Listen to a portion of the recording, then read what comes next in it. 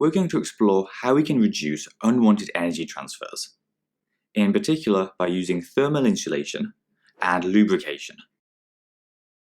And the idea in this video isn't to memorize everything, but to understand the principles, so that you can suggest how to reduce energy loss in a particular exam question. Let's start by considering a typical house. Most people like their home to be nice and warm, even if it's freezing cold outside. In order to achieve this though, we need to reduce the amount of heat energy that escapes to the outside environment, and there are a whole range of ways that buildings are adapted for this. First, we want to make sure that our house is sealed closed, to make sure that air isn't able to pass out of our home, because otherwise we would lose heat energy by convection, which remember is when heat is transferred through liquids and gases. This is why we have foam seals around our doors and windows, and one of the reasons why we draw our curtains at night.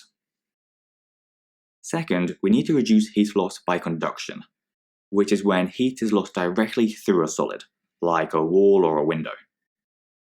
To achieve this, houses tend to have thick walls that are made from materials with a low thermal conductivity, which means that they don't conduct heat very well. Houses also tend to have cavity walls, which is where there are two layers of bricks with a small air gap or cavity between them. This air gap reduces conduction, because air is a really poor conductor. The problem though is that air does allow convection, so we don't really want an air gap either. To fix this problem, we fill the gap with insulating foam, which has lots of isolated air bubbles.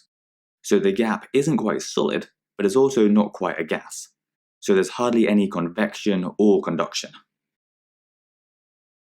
We actually do a similar thing with our windows. If you've ever wondered what single versus double glazing is, it's to do with how many layers of glass there are. In single glazing, which is what older houses tend to have, there's just one pane of glass, and so heat is easily lost by conduction. On the other hand, in double glazing, there are two layers of glass, with a tiny air gap between them, which again reduces conduction, because the heat can't be conducted across the air gap, and so it can't be conducted from inside your house to outside. The last thing we need to look at is how to reduce friction, which remember is the resistance that an object encounters when moving over a solid or through a fluid. The problem with friction is that it reduces the efficiency of energy transfer and can cause objects to heat up. For example, the friction between the cogs and chain of a bicycle makes it harder to pedal.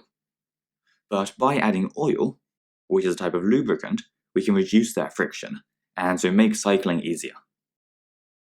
Meanwhile, making cars and planes streamlined reduces the friction from air resistance, which allows them to use less fuel, and so makes them more efficient. Anyway,